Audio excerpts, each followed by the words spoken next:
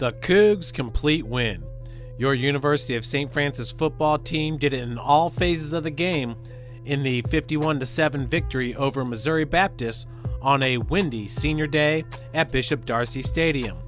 The big win felt good for junior receiver Dan Ricksy and prompted him to say, "This is definitely our getting it back together game."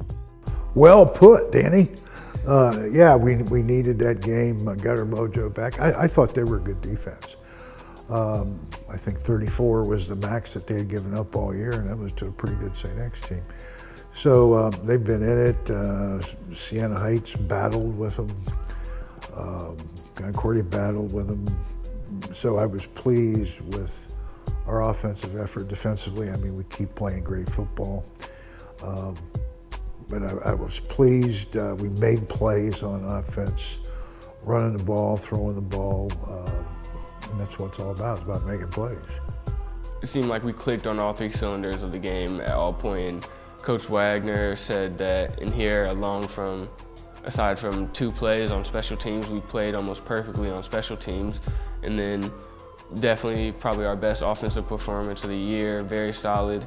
And then defense, like I said, was just playing amazing as they have been for the last 2 years, really. So just being able to, kind of reward the defense too, it seems like, of actually being able to put them in a kind of stress-free situation, not having to go down there and make sure that they have to get every stop. We haven't been putting up points on the board lately that much, and being able to do that, put up, 50 points, and they only scored 7 felt pretty good for us, and I know the defense liked it as well. Definitely. And the defense also likes getting healthier week by week. USF nearly tied a school record by recording 8 sacks versus the Spartans. The record is 9. Defensive end James Jamasic tied his season high with 2 sacks. He's been battling to get back to full strength after missing time on the field. Well, the whole shoot match here is getting healthy and keep getting better. It's difficult, when you're 80%, you're trying to prepare during practice time. Got to practice a little bit differently. Not going to pad it up as much, but we got to get the learning part of it accomplished. Got to know what we're doing, how we're doing it. Got to execute it without full contact, which we can certainly do. But the longer we go in this, our chances increase as we get healthier. Starting to. I mean, we've gone through a 5-6 week drought of injury list, extremely long. I mean, we played going into last week's game on defense, which is still pretty dominant. 7, 8, 9 guys that are not at full speed yet. And guys have stepped up, like linebacker Jamal Jackson, who has 3 sacks on the season in limited playing time with 2 preseason All-Americans in front of him. Coach D has dug deep into his bag of tricks, and it's clear that the Cougs have a multitude of weapons, and they were on display and thriving this past Saturday, with none bigger than Ricksy's punt return for a touchdown. Yeah, it really was. Danny made a great run on that punt return. He's got some magic to him. Trying to get creative ways to get the ball in their hands. He was tough throwing vertically Saturday. You're throwing into 30, 40 mile an hour gusts of wind. Whether you got it at your back or you got it in your face, trajectory of anything 20 plus yards is difficult. But we found a way. Matt did a good job of quarterback scrambling around, making plays when he didn't have the shot. But we've got to use his legs. Our offensive line, I think, is playing really solid right now. We've got a great core of receivers. Running back, PJ is good, and Martell stepped up last week. I was so happy to see that. That gives us another weapon there. With the injuries of Green and then Wallace, it's been tough at that position. So guys have had to play a lot. I'm not sure PJ's been 100%, but he's really gutted it out and had some grit and found a way to be very productive. So I'm hoping that we continue to get well and 100% hits us here in about the next 26 or 7 days. Like you said, we have so many weapons on the offense, and not even just on the offense. I'm sure there are plenty of defensive guys that, if they needed to, could step up on the offensive side and, make an impact. But yeah, when it comes to like me throwing the ball, putting that out there on film, we'll have other teams just like second guessing some of what we're doing down there and in tight situations. So to have some teams on their heels and stuff like that for, maybe big time situations will be pretty huge for now on.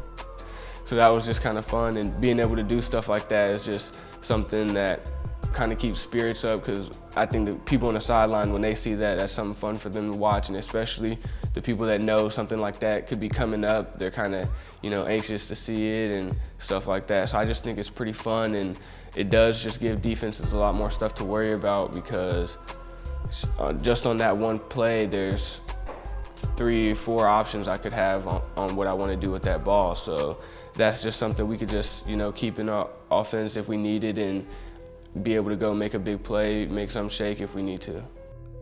Ricksy put the shake on the Spartans, and his punt return for a touchdown was the first for the program since 2005.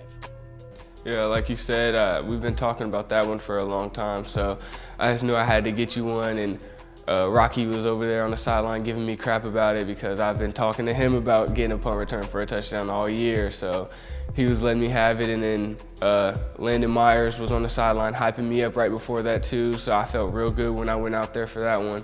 And then the ball just came off, and really I was supposed to go to the left side of the field, but I just picked the ball up. It was rolling around, picked it up, 2 guys fell off me, and then I just saw a cutback lane to the right. So I cut back and then had to point out a block for Roche to go get for me. He took 2 guys out for me, which was huge, and then just allowed me to walk in the end zone, which was actually a real cool experience. That was my first one in my career, so that was actually pretty huge, and hopefully I can get plenty more of those before I leave. Dan is perfect for the role, confident, athletic, and fearless. Earlier this season, Ricksy took a vicious hit in the game against Concordia. The result was an ejection for the Cardinal player and a first down for St. Francis.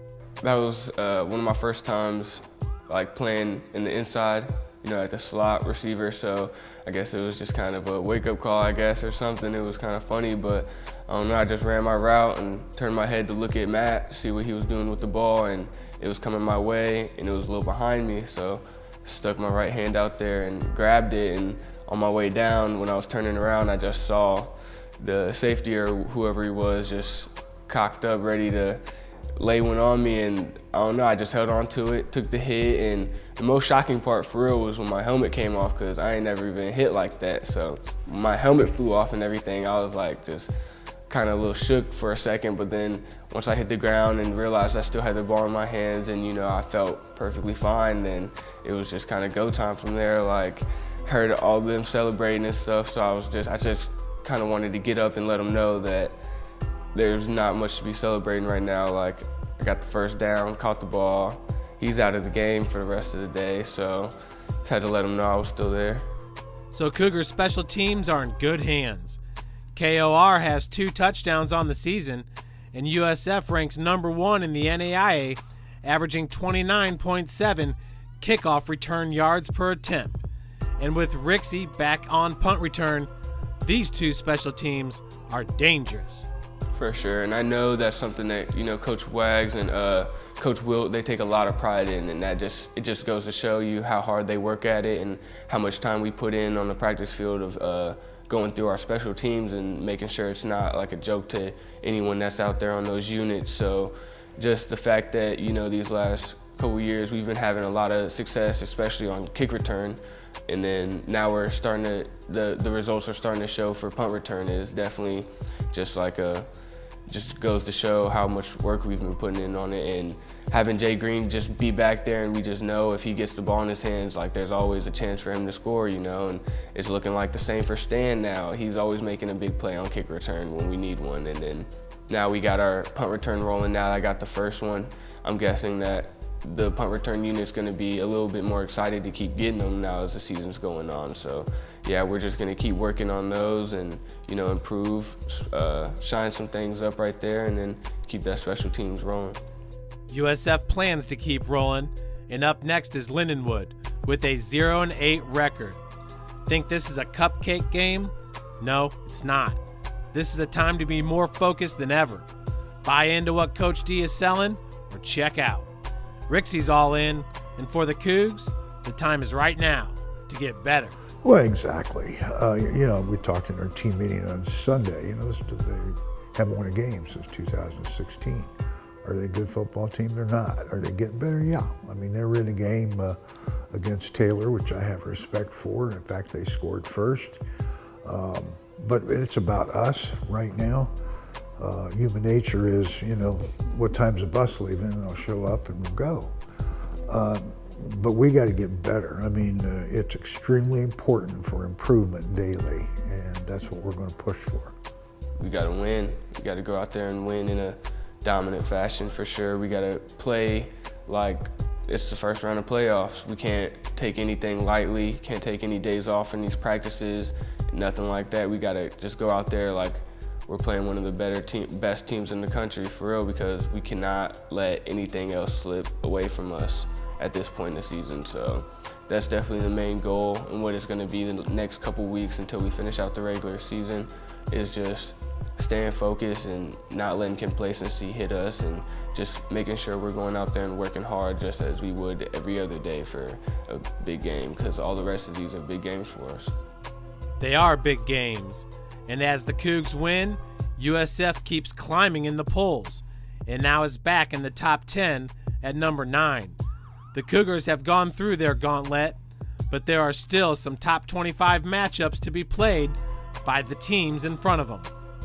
You're right. I mean, a lot of schedules vary. Ours is the 5-week gauntlet there from late September, through October. And some of them have their big games, later in the year. We had 4 teams in the top 10 lose last week. So we're at least going to be 10. I'm predicting 9. And there's more this week, and there's more the next week. And then our open week, there's more. So we're going to be up in there. We'll probably get a host round, maybe 2, I don't know. Don't care. I'm ready to go on the road and play. So whatever happens there, we take care of business. The next 2 weeks, we keep getting better. I want to make a run at this. 2017 was one of those years that just don't come around very often, where you just run the table.